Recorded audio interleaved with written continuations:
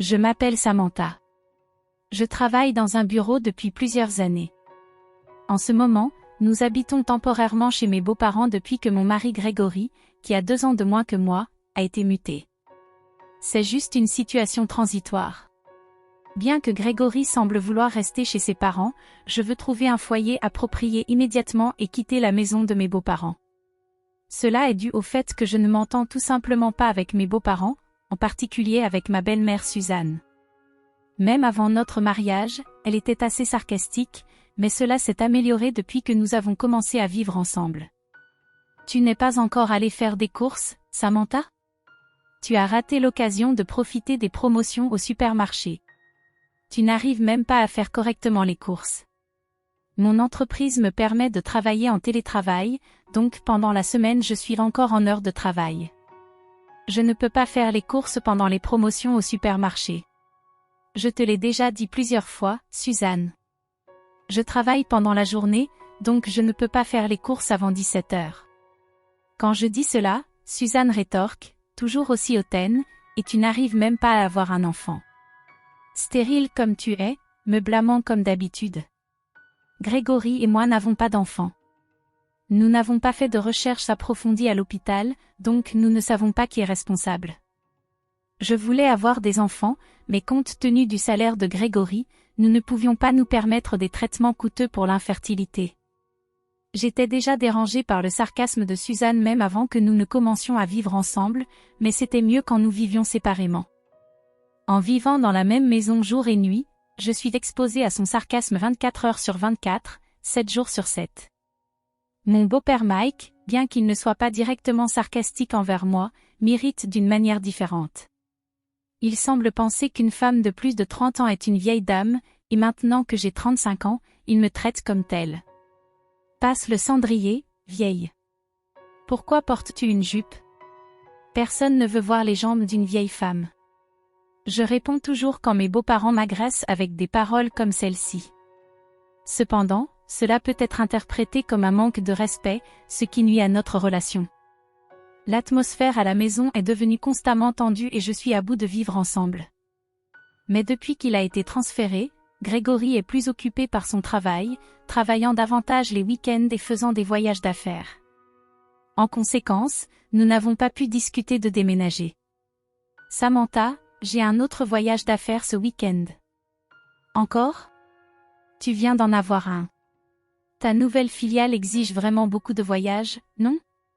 Bien qu'il y ait eu des heures supplémentaires dans son emploi précédent, il n'y avait presque pas de travail le week-end ou de voyage d'affaires. On ne peut pas l'éviter, n'est-ce pas, ai-je demandé. Le lieu de travail change aussi, a-t-il dit. À cause de cela, nous n'avons pas pu chercher un endroit où déménager, même si cela devait être un séjour temporaire chez les beaux-parents. Et si nous finissions par vivre ici indéfiniment? J'ai peur de cela. Mais un jour, quand Grégory est revenu d'un voyage d'affaires, j'ai trouvé un morceau de papier dans sa poche en retirant le linge sale de son sac. C'était un reçu pour une réservation en ligne sur un site de voyage. Bien que j'ai pensé que c'était une réservation de vol et d'hôtel pour son voyage d'affaires, j'ai été surprise en voyant. J'ai trouvé une réservation imprimée pour un séjour dans un hôtel qui incluait des billets pour un parc à thème pour 2 personnes. La date était celle d'hier, donc Grégory était censé être en voyage d'affaires le même jour. Bien sûr, l'entreprise de Grégory n'a rien à voir avec les parcs à thème. Il traite des fruits de mer, ce qui est en rapport avec la mer, mais cela est hors sujet. En d'autres termes, Grégory a prétendu partir en voyage d'affaires, mais il a en fait passé 2 jours dans un parc à thème. La réservation était pour 2 personnes. Il est raisonnable de supposer qu'il était avec une femme. J'étais sous le choc en entendant Grégory chantonner sous la douche. C'est un monde de rire. Une attraction bien connue à cette chanson comme thème. Il est probable qu'il la chantait naturellement, se rappelant son temps au parc à thème. Bien que je sois sûre que cette attraction n'était pas dans le parc qu'il a visité, il semble que les attractions n'aient pas d'importance lors d'un voyage illicite et amusant comme celui-ci. J'étais furieuse et j'ai pensé à confronter Grégory. Il était sous la douche quand le téléphone de Grégory a sonné. J'ai répondu au téléphone avec colère. Allô, ai-je répondu? Allô? J'ai entendu la voix d'une jeune femme pendant un moment, puis l'appel s'est terminé brusquement. J'étais certaine que l'appel venait de la femme qui était allée au parc à thème avec Grégory.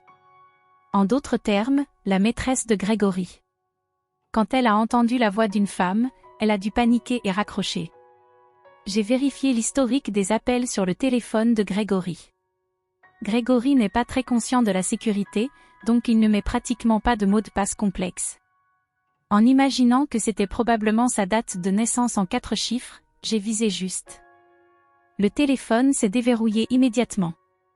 Mais regarder à l'intérieur du téléphone m'a donné des vertiges. Le téléphone était rempli de preuves indéniables de son infidélité. La galerie de photos était pleine de selfies qu'il avait pris avec une jeune femme, toutes prises lors de rendez-vous alors que Grégory était censé être en voyage d'affaires ou travailler les week-ends. Laisser des photos aussi explicites, il était imprudemment négligent. En vérifiant à nouveau l'historique des appels, j'ai vu « Christina a répertorié », alors j'ai cherché le même nom dans la liste d'amis des réseaux sociaux et ouvert leur chat. Grégory, je t'aime. J'ai hâte d'être ta femme. Cette femme semblait attendre de se marier avec Grégory. Une briseuse de foyer. C'est une briseuse de foyer? Pendant que j'agonisais, Grégory est sorti de la douche. Ah, je me sens tellement léger. Alors qu'il se séchait la tête avec une serviette, je l'ai confronté. Léger? Quelle partie de toi est légère? On dirait que tu t'es renouvelé de plusieurs façons, n'est-ce pas? Qui est Christina? Grégory a été visiblement ébranlé quand j'ai soudainement mentionné le nom de sa maîtresse. Alors c'est vrai. Tu as menti sur les voyages d'affaires et en fait, tu voyageais seul avec une femme nommée Christina. Je ne peux pas te pardonner pour tous ces mensonges. Comment quoi? Je lui ai montré les preuves sur le téléphone. Ce téléphone a toutes les preuves dont j'ai besoin. Tu as fouillé dans mon téléphone? C'est une violation de la vie privée. Un homme qui trompe et a un tel manque de sens moral se plaindre d'une violation de la vie privée est risible, ai-je dit. Si tu ne voulais pas que ce soit vu, tu aurais dû mettre un meilleur mot de passe. Avant de nous marier, j'avais fait une promesse avec Grégory. Cette promesse était de ne jamais tromper. Si l'un de nous trompait, ce serait un divorce immédiat. J'ai déclaré cela à Grégory. Bien sûr, je ressens toujours la même chose. Je ne peux pas continuer une vie de mariage avec un homme qui court après d'autres femmes. Nous allons divorcer. Quand j'ai dit cela, étonnamment, Grégory a simplement hoché la tête en signe d'accord. Oui, je pense que oui.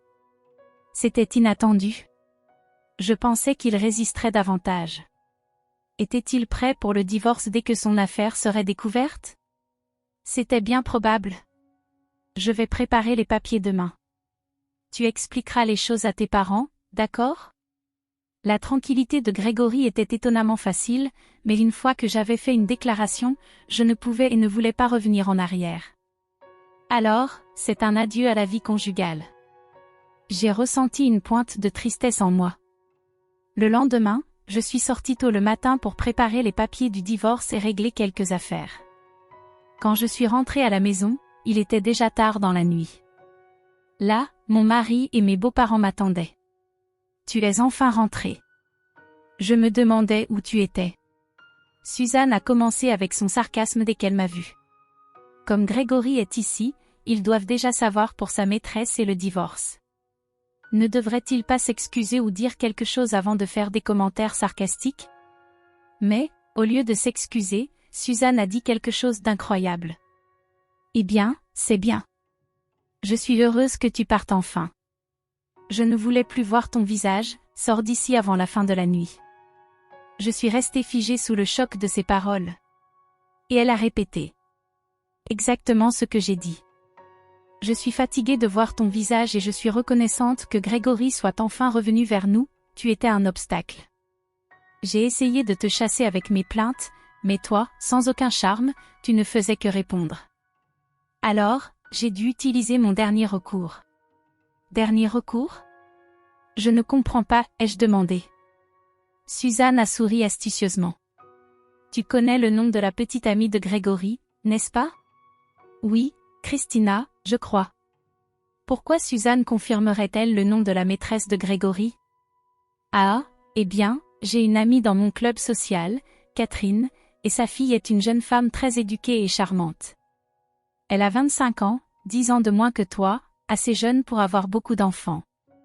Alors, Suzanne a révélé quelque chose de choquant. Alors, j'ai présenté Grégory à la fille de Catherine. Quoi, tu as orchestré l'affaire de Grégory? Oh, ne le dis pas de manière si négative. J'ai juste fait une présentation. J'étais horrifiée par l'aveu sans vergogne de Suzanne. Une mère qui pousse son fils à tromper sa femme et qui en parle fièrement à cette dernière. Quelle mère horrible elle est. Eh bien, c'était nécessaire. Grégory est fils unique et nous avons besoin d'un héritier. Si tu avais seulement donné naissance, j'aurais pu t'accepter, mais tu ne fais que travailler, tu n'as jamais le temps pour un bébé. Mike hocha la tête en signe d'accord à côté d'elle. Donc, les actions de Suzanne étaient avec la connaissance de Mike. Tu comprends? Une femme de 35 ans qui ne peut pas avoir d'enfant n'est plus nécessaire. Maintenant que tu as compris, par rapidement, elle cracha les mots. Suzanne me pointa du doigt triomphalement. Après un moment de silence, je dis, je comprends. Je comprends très bien vos pensées. Comme vous le souhaitez, je partirai. Je vais emporter toutes mes affaires avec moi. Oui, oui, comme tu veux. Tu n'as pas grand-chose de toute façon. Dois-je te les envoyer, dit Suzanne en souriant. Bien qu'elle ne sache rien, la véritable personne qui riait, c'était moi. Non, ça va. Ne t'inquiète pas. J'ai déjà tout arrangé. Hein? Suzanne semblait surprise que je ne pleure pas ou ne perde pas mon calme. En plus, Suzanne, je savais déjà que tu aidais Grégory dans son affaire extra-conjugale. Je souris sarcastiquement à Suzanne. Qu'est-ce que tu penses que j'ai fait toute la journée aujourd'hui? Si je ne faisais que préparer les papiers du divorce, ça n'aurait pas pris autant de temps. J'ai passé toute la journée à organiser le déménagement et à rencontrer Christina. Quoi? Attends, tu as rencontré Christina? Grégory demanda en panique. Qu'est-ce que ça peut te faire? Tu pensais que je ne parlerais pas à elle après avoir été trompée sous mon nez? En vérifiant ton téléphone hier, j'ai pris soin de noter son numéro. J'ai parlé avec une résolution certaine. Pauvre Christina, d'ailleurs. Quand je l'ai appelée en disant que j'étais la femme de Grégory et que je voulais la rencontrer, elle était tellement choquée. Apparemment, tu lui as menti en disant que tu étais célibataire. Je lui ai tout raconté. Grégory, Suzanne et Mike étaient stupéfaits. Ils n'avaient jamais imaginé que je ferais tout cela en une seule journée. Christina était tellement bouleversée quand elle a réalisé qu'elle était l'autre femme sans le savoir. Catherine était furieuse aussi, contre vous deux. Elle a même parlé de vous poursuivre pour fraude matrimoniale. Je me sentais tellement mal pour elle que j'ai promis de l'aider de toutes les manières possibles. Quoi? Grégory tremblait. Suzanne était tout aussi choquée. Comme Émilie a été impliquée malgré elle, j'ai décidé de ne pas exiger d'indemnisation d'elle. À la place, je vais augmenter le montant que tu dois payer, Grégory, ainsi que vous, Mike et Suzanne. Indemnisation? Pourquoi devrions-nous payer une indemnisation? Mike parla d'un ton paniqué. Grégory seul serait une chose, mais nous ne sommes pas impliqués. Il semble qu'ils s'attendaient à ce que leur fils paie l'indemnisation pour son affaire, mais jamais ils n'auraient imaginé qu'on leur demanderait de payer aussi, pensant qu'ils pouvaient en tirer profit sans aucune conséquence. Il n'y a pas d'histoire aussi commode. Bien sûr que vous êtes impliqués. La souffrance mentale causée par votre harcèlement en tant que beau-parent est une raison suffisante pour une indemnisation, n'est-ce pas? Je souris avec mépris, et Mike se tut en marmonnant. Avez-vous oublié ma profession? Je travaille dans un cabinet d'avocats. Je vais consulter Michael, l'avocat principal, et voir combien de compensations nous pouvons obtenir. Bien sûr, j'avais déjà contacté Michael au cabinet d'avocats où je travaille plus tôt aujourd'hui. Quoi? Puis, le bruit d'une voiture s'arrêtant à la porte d'entrée se fit entendre. Ah, ils sont arrivés. C'est le service de déménagement. Je souris largement et me dirigeai vers l'entrée. Merci d'être venu si tard. Désolé pour la demande soudaine. Pas de problème. Nous avions une place pour le service de nuit, nous ont-ils dit. Cela a bien fonctionné pour moi aussi, car j'ai fini mes affaires tard. Veuillez commencer le travail et faites attention aux articles fragiles. Alors que je les invitais à entrer, plusieurs déménageurs entrèrent dans la maison, commençant à emballer mes affaires. Attendez une minute. Suivant mes instructions, les déménageurs emballèrent efficacement mes affaires, non seulement mes vêtements, livres et ordinateurs, mais aussi les appareils électroménagers du salon et de la cuisine. Et, vous ne pouvez pas emporter ça. C'est à nous. Non, tout cela est à moi. Je les ai apportés dans cette maison lorsque j'ai emménagé avec Grégory. Lorsque Grégory et moi avons emménagé au début, la maison des beaux-parents n'avait que des appareils électroménagers vieux. Comme quelqu'un qui aime les gadgets, je ne pouvais pas supporter et j'ai apporté mes propres appareils de mon ancien appartement. Maintenant, Suzanne s'y était habituée, pensant à tort qu'ils étaient à elle, l'aspirateur robot, l'aspirateur sans fil, le four sophistiqué qui pouvait faire plusieurs types de cuisson, le chauffage de cuisine IH, le sèche-cheveux à ion négatif et la machine à café espresso. Tu prévois de tout emporter? Quelle cupidité! Suzanne s'avança vers moi, mais Grégory l'en empêcha. Maman, c'est inévitable. Toutes ces choses appartiennent à Samantha. Il semble que Grégory s'était résigné. Cependant, Suzanne n'était pas prête à abandonner. Tu ne peux pas revenir en arrière après avoir expérimenté l'efficacité des appareils électroménagers modernes. Si tu es insatisfaite, tu peux toujours en acheter de nouveaux, n'est-ce pas? Bien que, après avoir payé l'indemnisation, je doute que tu aies de l'argent pour des appareils de luxe. Pendant ce temps, les déménageurs continuaient à emporter mes affaires vers le camion, puis montèrent dans le camion. Veuillez emporter cela à l'adresse de mon nouvel endroit. J'y serai bientôt. Je regardai le camion de déménagement partir, puis monter dans ma voiture. Bien sûr, cette voiture était également à moi. Où va ce camion? Demanda Grégory. Où? À mon appartement, bien sûr. Celui dans lequel je vivais avant que tu ne sois muté. L'appartement que j'avais acheté quand j'étais célibataire avait été mis en vente avec un agent immobilier lorsque Grégory avait été muté. Cependant, parce que le prix demandé était très élevé, il n'avait jamais été vendu, et je ne m'en étais pas encore débarrassé. L'agent continuait de suggérer de baisser le prix, mais je suis heureuse de ne pas l'avoir fait. Qui aurait dit que cela en arriverait là? Je bouclai ma ceinture de sécurité et ris. Ah, mais peut-être qu'au fond de moi, j'avais anticipé cela. Grégory semblait confus. Parce que j'avais fixé le prix de vente plus haut que la valeur du marché pour m'assurer qu'il ne serait pas vendu afin que je puisse toujours retourner à l'appartement. Grégory tomba à genoux en entendant mes paroles. Tu es une femme sans cœur. Je fus poussée par Suzanne, qui s'avança vers moi en criant. Surprise par ma victoire, je gémis de douleur, Suzanne tenta de m'attaquer à nouveau avec une planche à découper. Soudain, une silhouette noire entra en collision avec elle, et avec un cri de « Ah !» elle tomba par terre. Merci, Midnight. Je tins le chat errant alors que je montais rapidement dans le camion de déménagement et m'éloignais de Suzanne. Je ne sais pas pourquoi Midnight était là, mais étant donné son fort sens de la justice, il devait être venu me sauver. Je lui donnerai quelques friandises plus tard.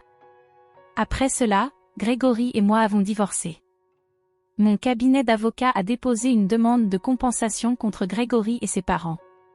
Michael, l'avocat principal, a accepté l'affaire pour presque aucun frais, l'utilisant comme pratique pour les jeunes associés. Même avec un jeune avocat à la tête, je me sentais en sécurité avec le soutien de Michael. Michael lui-même a pris en charge le procès contre Christina. Étant donné la gravité, il poursuit des accusations à la fois criminelles et civiles. Cela fait un moment qu'il n'a pas traité une affaire criminelle, donc il est impatient. Après avoir payé l'indemnisation à Christina et à moi, les parents de Grégory devront probablement vendre la maison, et cela pourrait encore ne pas être suffisant. La pensée que ces trois-là devront faire face à une vie de dette et de pauvreté me fait presque sourire. Maintenant, célibataire, ma vie sans le malhonnête Grégory et ses parents ressemble à un paradis incomparable. Pendant un moment, je vais profiter d'une vie insouciante dans mon appartement avec Midnight, le chat errant que j'ai emmené avec moi. Si vous avez aimé cette histoire émouvante, laissez votre like et n'oubliez pas de vous abonner à la chaîne.